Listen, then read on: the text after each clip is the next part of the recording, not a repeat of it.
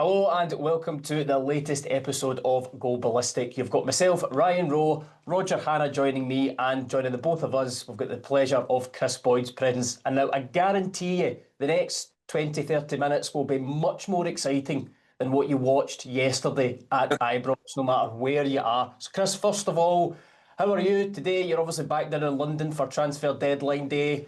A lot more exciting things in your agenda than going over much more of yesterday. Oh, it was poor, wasn't it? To be fair, it was one of those ones when you get the build up and you think that something was going to happen. Obviously, Rangers fans were turning up expecting to be, heavily defeated, and there was a lot of animosity, I would say, between the fans as well towards the players and the staff. But I'll be honest, I thought Russell Martin got a reaction from his group, and Celtic fans they're obviously still unhappy about transfer or the lack of transfer activity ahead of the window closing, but it was a real poor game of football. There's no getting away from it, Roger. Terrible, Boydy.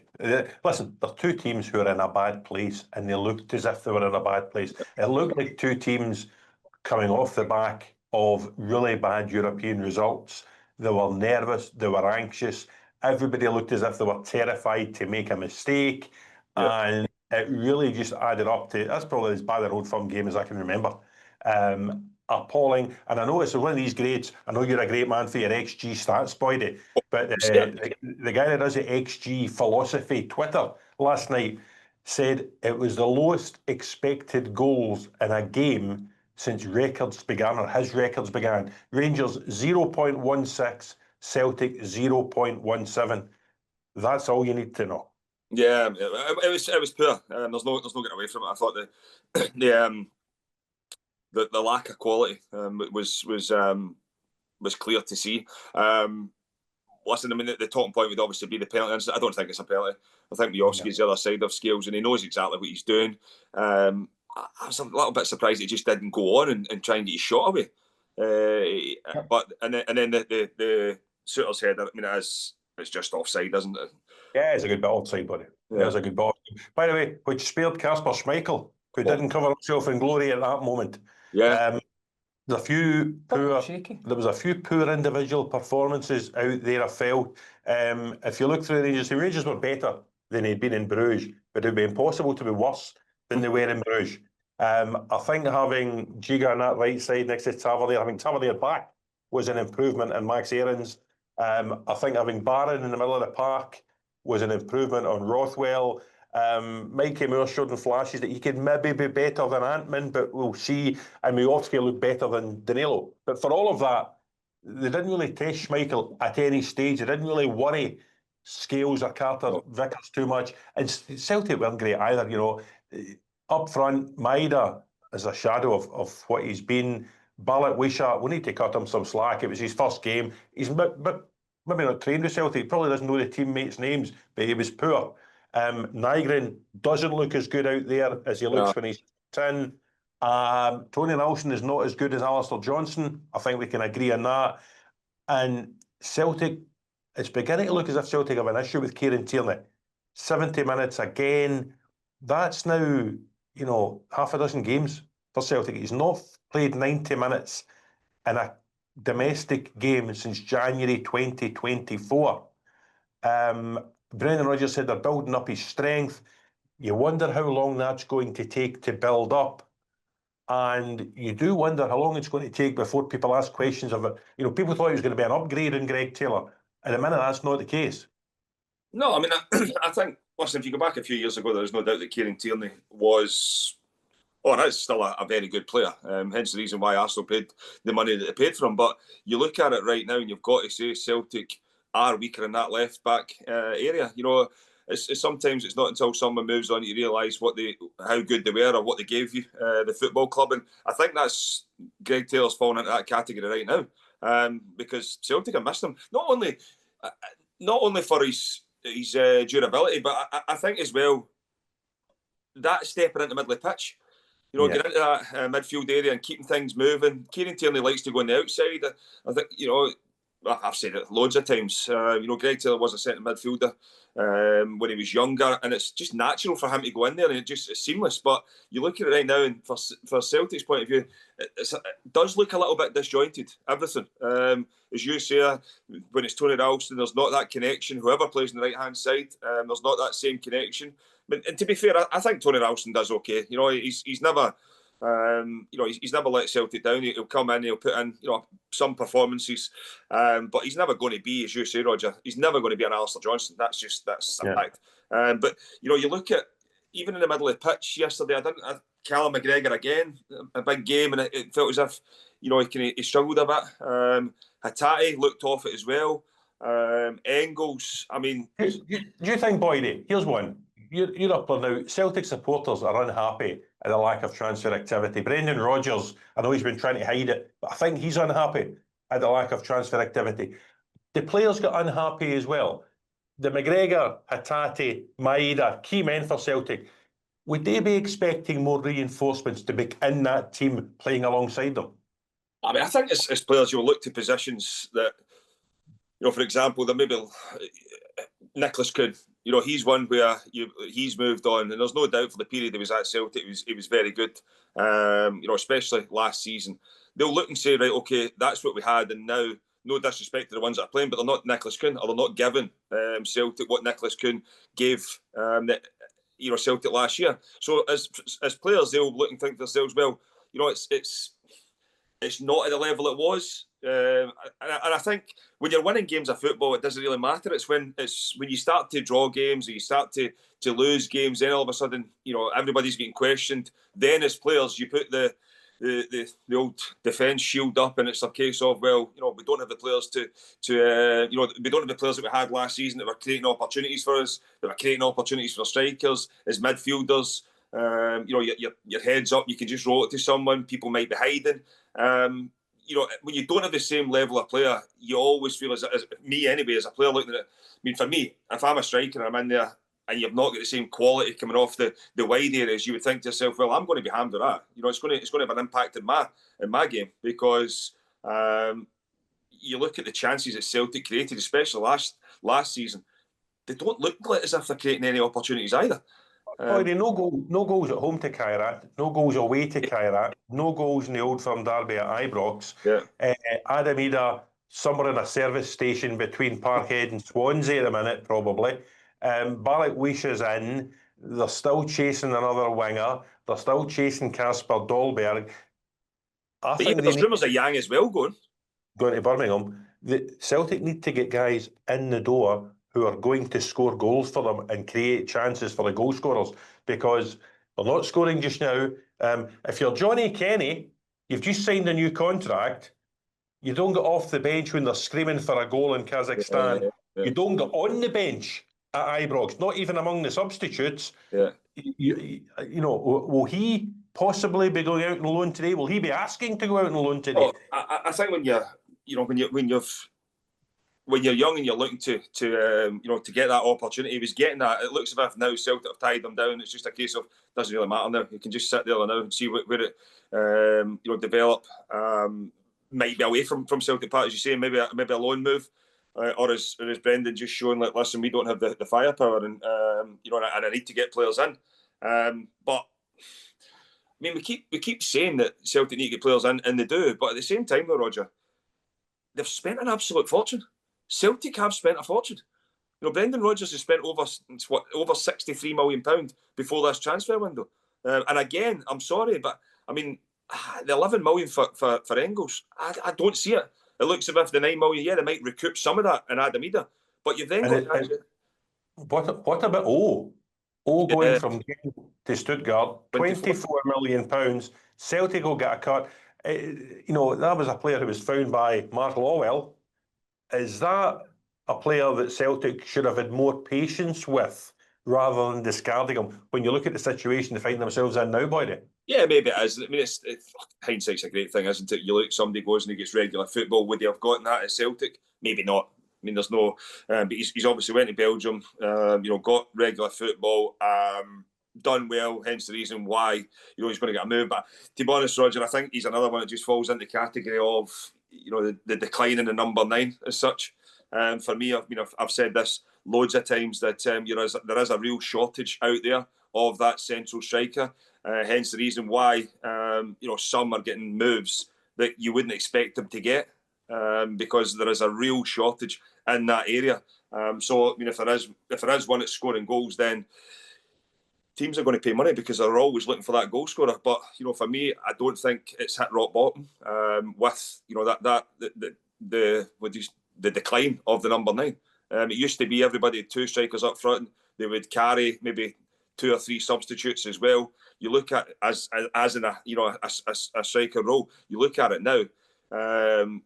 Most teams are playing one up front. They'll have another striker there, and they might have another young boy. So I mean, any youngster that's starting his football career, your chances of making it are virtually halved now, because most teams are only playing with one up front. So listen, I know that it's probably a topic for another day, but I can understand why if there is a striker out there that's scoring goals, he's going to get big moves now. See, just on that, Kris.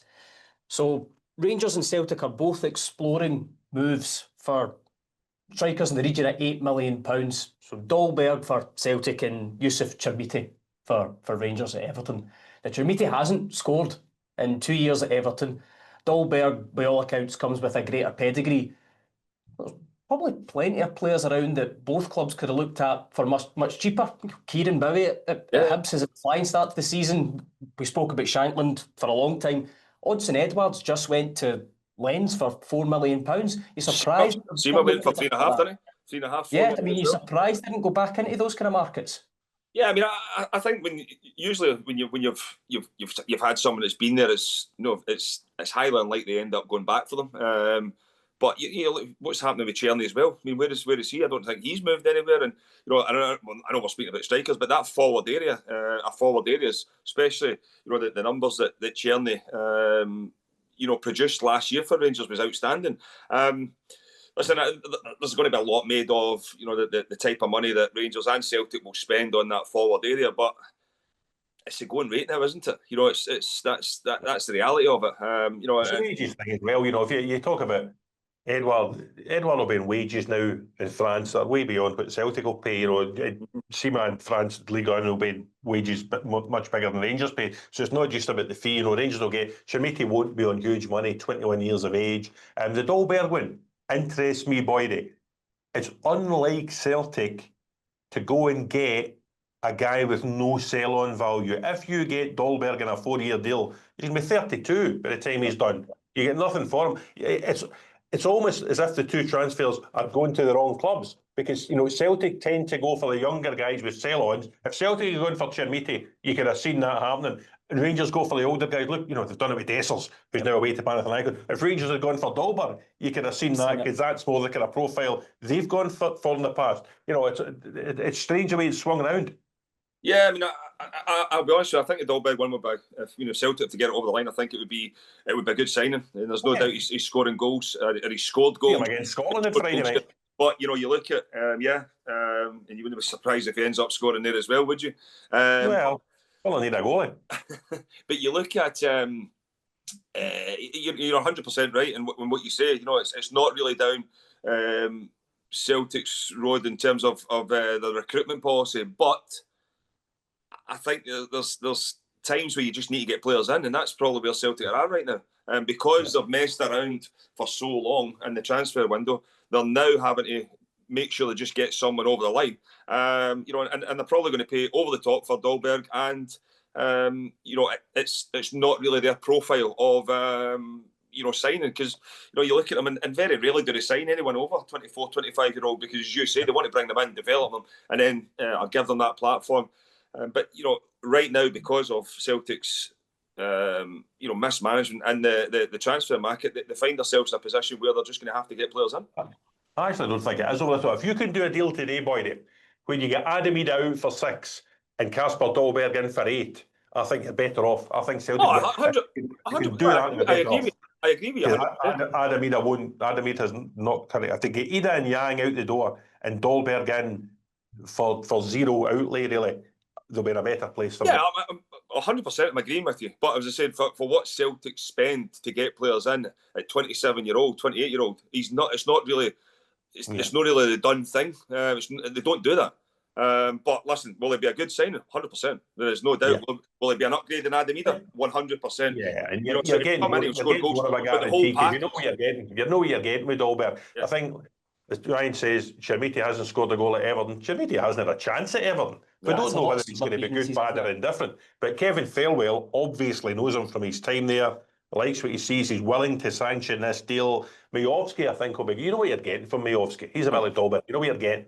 So Chermiti's more of an unknown quantity. But listen, if you're getting rid of Dessers and Igaman and you're getting Majovski and Chermiti, again, a bit like I said about Celtic, you're probably going to be in a better place.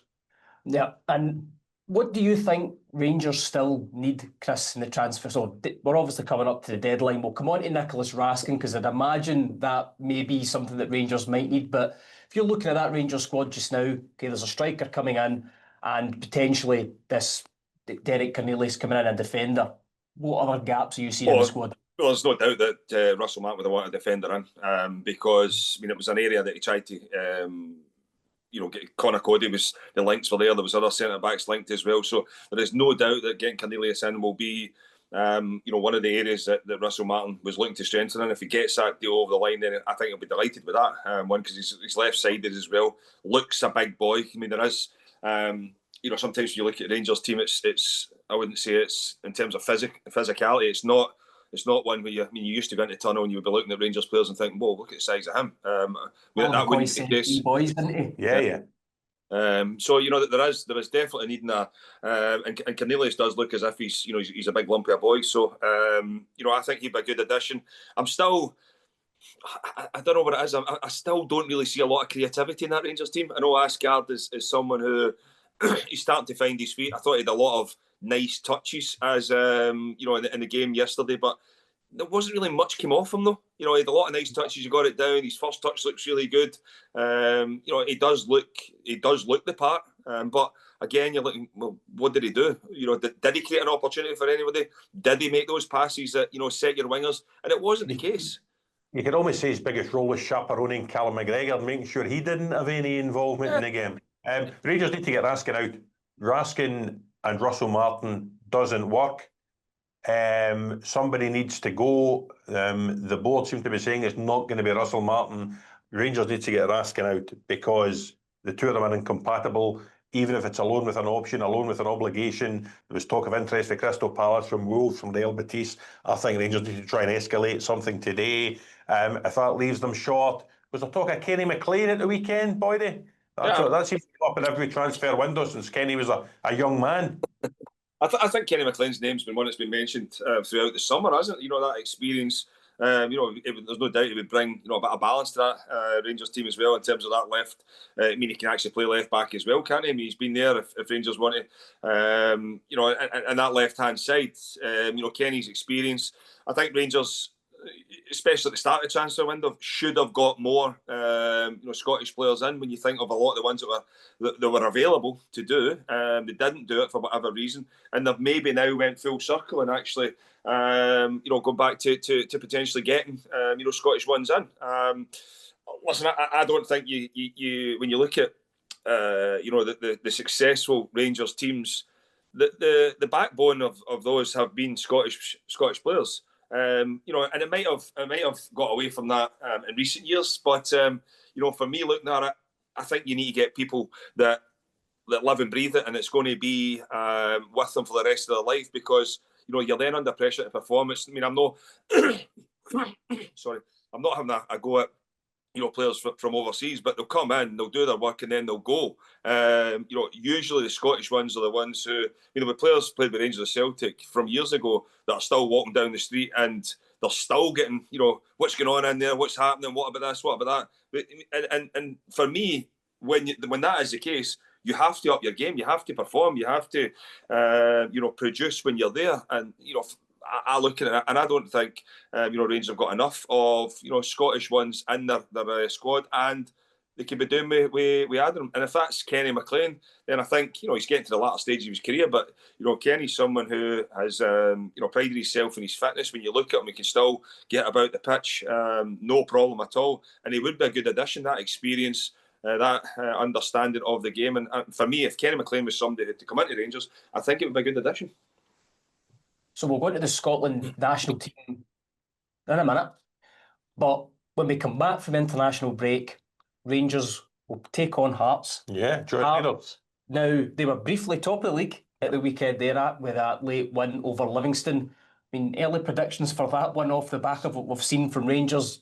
If they're struggling to score goals just now, coming up against a Derek McInnes, well-organised, well-drilled Hearts side that are finding ways to win games, it's going to be a quite exciting prospect coming up. Oh, but listen, it'll be a good game. There'll be plenty of good games this season. My early prediction is that Kizaridis will need to start for Hearts because the way he played in the second half at Livingston, you cannot leave the lad out the team. I think today is a day for Derek getting people out the door. He's got a squad like a Cecil B. DeMille movie. He's got so many extras kicking about there. They need to get guys out rather than in. They've just got a new goalie in yesterday. Ibrox will be good. Hearts have a good team. Braga looks a good signing. We spoke about Kizaridis. The bench was full of some of the other guys they brought in the summer. So it'll be a big test for Hearts, coming to Ibrox off the back of an international break.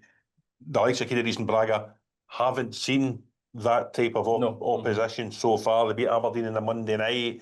The one at Livy did well, winning at Livy. The results like that, but Ibrox will be different for them, and Rangers might have a different look by then as well. I know the game was rubbish, rotten, terrible.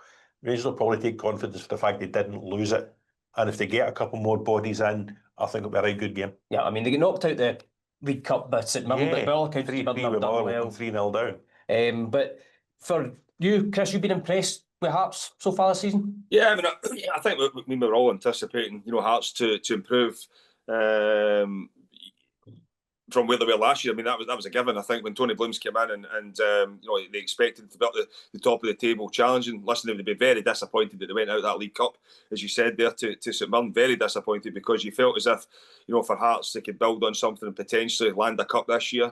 Tony Bloom was bullish in the way he spoke at the start of the season. And to be honest, he's probably looking at, Rangers and Celtic and thinking, that they're not as good as what they once were. And there is an opportunity to get here. But, I think for Derek, he can't keep going to his bench, and expecting them to bail them out. These guys who have been signed will have to be playing very soon. Does that wee guy look good? Agu, he looked good when he got on. Yeah, so I know when you've made that move and it's a new league and things like that, it can take time to settle. But you kind of get the feeling that once Hearts come back from this international break, then you would expect them to even have a new look now as well. For me, I think a few of the new signings will start at Ibrox. They've still got a problem in that right back area though, Roger. They need to find a right back for me. Yeah. It's an area that they do need to strengthen in, and they've obviously got a goalkeeper in. But Xander Clarke, he's had a few mistakes, hasn't he? Craig Gordon coming back, so there'll be competition for places there. But you're 100% right. There is no doubt that Hearts squad is bloated, and we'll need to get. The wage bill must be like your Sky Sports expenses account. I mean, it'll be absolutely staggering. They've got 6 goalies, Boydy. 6. I know. They only play one at a time. True. But I think that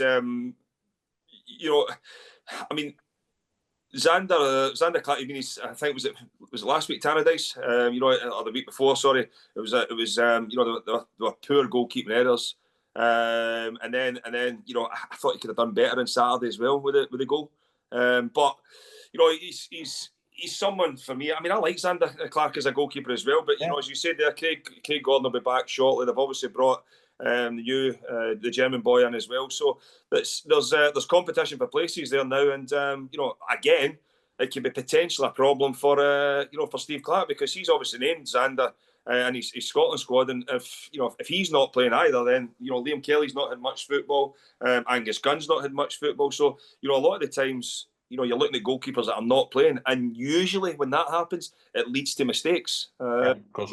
They're rusty. So it's a worry for Steve Clarke as well. So the Old Firm wasn't the only derby in Scotland over the weekend. And talking of goalkeeper mistakes, that first goal from Sapsford, I'm pretty sure when Stephen Presley watches that one back, maybe going to have a wee word with his goalkeeper. You're harsh. I actually wonder if Luke Graham, the left-sided centre-half, caught a wee bit flat-footed. I think the goalie expects him to get a block on it. Good goal by Sapsford. Good goal by Dolchek. He looks... we talk about Kizaridis and Braga and Agu at Hearts. This boy, Ivan Dolchek, the Croatian winger at Dundee United, looks a terrific signing. And Jim Goodwin, you can criticise Jim Goodwin. Yesterday, again, a starting 11 without a Scot in it. But, Jim Goodwin's not in charge of the Scottish national team or the SFA. Nope. He has to do what's best for Dundee United and what will keep him in a job. And pulling together this squad of players, they'll be pushing again. They were fourth last season. They'll push top six. Sapsford looks good. The boy Max Waters, who's out injured now, looked good. Dolchek looks a terrific. He looks a pick of the signings. Yep. You've got to praise Jim Goodwin as well, though, because obviously he made the decision to let a few players go at the end of the season, but it would be easier to keep them. But there's one thing about Jim Goodwin, and you've got to praise him. His recruitment is very, very good. It seems to thrive off of building squads again, and that's exactly what he's done. It's pretty impressive. I went to Kilmarnock at Dundee United in the Cup, and I know they lost, but it was after that European game for Dundee United. The Vienna one, wasn't it? Rapid Vienna. But you couldn't help, I was impressed with him. There was a lot of players there you think, they could, once they find their feet in Scottish football, they could be, a decent team. And again, they've had a good start to the season, Dundee United. They've had a good start, good victory, gone across the road yesterday as well, which adds, more pressure on Stephen Presley in Dundee. Boydy, Ryan's got a joke for you. Yeah. Well, I won't take credit for this, but yes, there was somebody in the office who may want to own up. I'm going to have a wee silent drum roll here for this. So if results keep getting worse for Stephen Presley, then he'll be looking for his own Dolchek very soon. Can hear the tumbleweed. See what you did that? You'll tell that in Sky later on, won't you? Yeah. You'll tell that in that transfer deadline show. But somebody get their name for always deliver on the poster. That's one of his worst ones. You'll be telling that one to Clinton Morrison at 5 o'clock. So the only team keeping Dundee off the bottom of the table right now are Aberdeen, who lost at the weekend to, by all accounts, an impressive Falkirk side. Good goal, but Aberdeen still not scored a goal in the league. I mean, they were unlucky, certainly in the second leg against FCSB with that handball penalty decision. I think we all know that was ludicrous. But, Kris, you've kind of voiced concerns about Aberdeen before, and things aren't really getting any better under Jimmy Tilly. They're not. And I know people will just think, he's just going to go at Aberdeen for the sake of it. I mean, their wins in the Scottish Premiership since the end of November last year is incredible for a club. They've lost 7 on the trot. Yeah. If those 7 had been at the start of the season, they'd be sacking them. Mm-hmm. It's incredible. It really is. I mean, they are. There's probably been Aberdeen teams that you could look at and say, it's a poor Aberdeen team, but they always ask questions of you. They always created opportunities. They put you under pressure, especially at Pittodrie. I've not really seen that. Obviously we covered the Celtic game a couple of weeks ago. I thought they were really, really, really poor. There was no identity to them. And by the way, spent an absolute fortune. The majority of people around that squad have been bought. I mean, they've been bought. So it's the recruitment right now is, there's more questions than what there is answers. Also, Boydy, what kind of worries you? You look at that squad there. I don't think nobody convinced me that Jimmy Taylor knows what his best team is. No. 1 week Shinnie's at left back, then he's in midfield. 1 week Nicky Devlin's at left back, then he's at right back. Is it Dorrington or Canuster with Milne? Is it Sivert Nielsen or is it Palaversa? Clarkson's back in. Polvara plays sometimes. The wingers who have come for a bit of money, as you say, you look at Keskin in, no impact. Nope. Milanovic so far is flattered to deceive. Ushishi came in for Sunderland on loan, back out the team yesterday.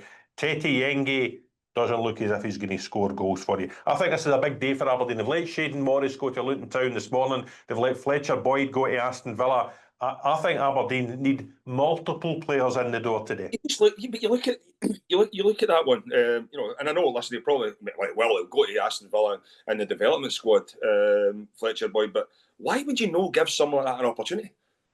Why would you not? I mean, there's a reason why Aston Villa are going to spend the money that they've spent on him. Why would you not give someone? I mean, he's always been someone who they've held in high regard.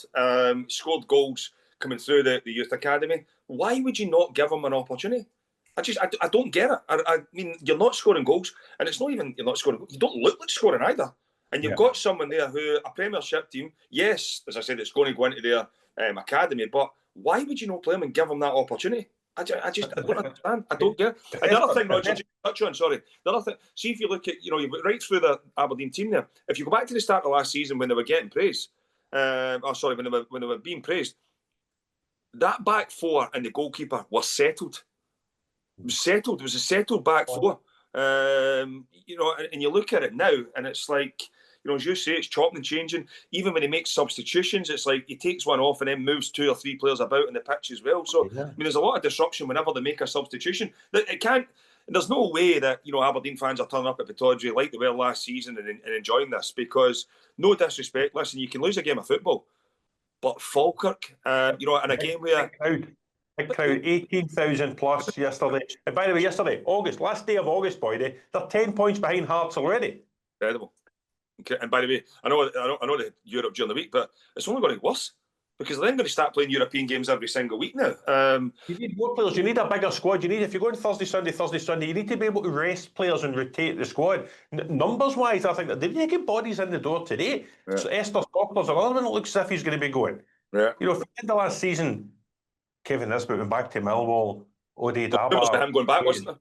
Well, listen, he was involved at the weekend as a sub, but so was Lyndon Dykes, and Hibs wanted him. Yeah. So, I mean, again, you look at it and you think, I'm not sure where, Aberdeen's recruitment as such, it's or lack of it, because I'm not seeing, as I said, they've spent a lot of money, and I'm not seeing MD, players coming in that they could potentially move on for a lot of money further down the line. And listen, at the end of the day, that's what you'd be doing. You'd be looking to bring players on, bring them in and then move them on. And I don't see that at Aberdeen. So a nice segue there. We mentioned Lyndon Dykes, so that moves us on nicely to talking about the Scotland game. I've got Denmark on Friday. Few selection dilemmas for Steve Clarke, probably all throughout the pitch, but let's start way up front then. Chris, who do you think will lead the line? Will he go with the tried and tested in Dykes? Will he bring Adams in, or could we spoke about Kieran Bowie too? He's had a flying start to the season, hasn't he? Yeah, I think Kieran Bowie's he's done reasonably well, but I think Che Adams will play, won't he? He's Steve Clarke's man. He's someone who I don't see him as an out-and-out goal scorer, but in terms of where Scotland are at, they need that, those legs at the top end of the pitch to allow our midfielders to get to where they need to get to on the pitch. And for me, I think Che Adams will be the man to lead the line. Hat-trick in his last game, Boydy. Yeah. Hat-trick in his last Scotland. Yeah, in the last few years. He deserves it. If you score 3 in the last game, you deserve to stay in the team. 100%. I think it's what he does round about. Is he bold? Does he go McGinn, McTominay and Doak in behind him? I think he could. There's no doubt for me looking at Ben Doak. He's someone, we all, in recent months, all we've spoken about is, Steve Clarke potentially, this will be his last his last time as Scotland manager this campaign, sorry. But I'm not so sure it will be. I'm not so sure, Roger, because you look at the younger ones that's coming through, and if you've got an opportunity now, I know there's a problem with goalkeepers, but there is youngsters now emerging. There's McTominay's still at a good age as well. I know there's there is some of the squad but Doak and Bowie, that's enough to say, do you know what, I'll have another go at this. I'll have another go. For me, I think obviously Gannon Doak, shall we say, has got his Ben Gannon Doak, yes. He's got his move, and he'll be looking forward to meet up with the Scotland team and looking to take that confidence from his move. and bring that into the Scotland squad. And for me, I think he'll play. You know, he's someone who, you know, you go back in terms of wingers as such, he eliminates people. He gets on the ball, he drives at people. It's not just, a lot of people nowadays players are robots, it's touch. That's the opposite with Gannon Doak. He'll get on the ball, he'll look to take people on and get balls in the box. So, you know, I think he will start, yeah. Talking about the backline, obviously for years it was how do we fit Tierney and Robertson in. Steve Clarke found a way to do that. Robertson's now not playing for Liverpool. Yeah. We spoke about Kieran Tierney at the top of the show. I mean, maybe a conversation for another day, but I do wonder if at some point Brendan Rodgers pulls Kieran Tierney in for a chat and says, do you want to focus on just playing for Celtic? Oh, listen, I don't know about that. Robertson's the skipper. If we say Adams deserves his place because he scored a hat-trick, Robertson will play. For once, I'm not convinced that Tierney will. I wonder if it's McKenna and Suter at the two centre-halves. Grant Hanley played very well for Hibs yesterday. He is a favourite of Steve Clarke. For me, it would be McKenna and Suter. I think the two arguments you got, if you're playing that three behind Adams, your two sitters, Billy Gilmour, obviously, does he go for the experience of Kenny McLean, who we've discussed, or does he go for Lennon Miller, who looked good at the end of last season? You're then having an argument about right back. Is it Tony Ralston? Is it Max Johnson? Or do we think Aaron Hickey is ready to start and plays in the squad? Not as much football with Brentford, but you know, he's Aaron Hickey. If he's fit and playing, he is the best right back. It's just a case of is he ready to play? Clark's not been, you know, he's not been afraid to pick players. You look for a right back out the window there, boy. I'm trying to find a goalkeeper. Aye, well, Clark's not been afraid to pick players that maybe aren't playing every week either, hasn't he? Not, you know, he'll pick. I think when you look at it, unless you're missing a large chunk of football, then you know it can be difficult to you know get up to speed or continue to level you've been at. But I mean, if you're looking at Andy Robertson, he's not played a lot of football, but that's not really going to make that big an impact. These guys are all training at a level every single day now that allows them to come in. Yeah. I mean, you've seen it with Alan Hutton, didn't really play a lot of games, but he was always available for Scotland. Played, done really well, never looked at a place. You know, so there was times where, you know, you could tell he wasn't, you know, firing on all cylinders as such, but he never let himself down. You know, and that's one thing where you look at Robertson, he'll be the exact same. I mean, he's a captain, he will play. You know, I think you're right, Roger. The Kieran Tierney one is interesting because you look at him now as well, and it's a case of he wasn't playing regular football, but still playing with Scotland. Now he is playing regular football, and we're saying there's a chance that he might be left out. You know, so it's. You know, Steve Clarke's got some big decisions to make, but you know that's why he's paid the big bucks. The Doak situation as well, oddly, I think works against Kieran Tierney because if you do change to a three at the back, Doak's out. To a 48 Tierney, your width then comes from your wing backs. Yeah. You'll have a box in midfield and Adams up front. There's no Doak. Yeah, no, I agree. I agree with you. But you know, I think you're wasted in there. You should just become a manager. You get the formations all sorted there. But you know, it's. Golden handcuff feeling here, Boydy. But it's you know it's decisions that you know Steve Clarke's going to have to make. But I think it's good to have those problems. You know, a lot of the time we were turning up to Scotland camps and you knew what the team was going to be and the manager. You know, there wasn't really much you could do. It was just a case of that's what we're playing, whoever the manager was at that time. But you know. For me, I look at Steve Clarke. He's got options. You say he can play a 4, he can play a 3 at the back. You know, he can go with wingers. He can go with 2 10s in behind a striker. He could, I mean, if he wanted, he could go with 2 strikers. He's got options all over the pitch. I don't think I don't think Lennon Miller will. You know, he's not really played a lot. You know, he obviously got his big move, but he was injured there, and I can't see him starting for Scotland. You know, I think he'll be on the bench for him. But he's another one with the likes of Bowie and Doak as well, where Steve Clarke will be looking saying, there's emerging talent here that I want to do something with this group going forward. So there we go. It's actually, we started the show talking about a terrible Old Firm game, and we're ending the show on some positives for Scotland. Lots of options to look forward to. We just have to hope the boys do it on Friday night and going forward. So excellent. Fingers crossed. Yeah, fingers crossed. What about how raging would you be if you're David Gray this morning? I mean, it's a Stonewall penalty all day, isn't it? Against St Mirren. Oh, incredible. Incredible. He nearly caught it. Honestly. But there you are. Get him in next for Scotland. Right, we'll leave on that. Yeah, we'll leave it on that. And as we'll say that, we'll have plenty of transfer reaction throughout the week on the YouTube channel. In the meantime, Kris, thanks once again. Roger, thank you. Wonderful. We can get a yellow tie on for transfer deadline night. Take care. Go and get Jim's. See you later.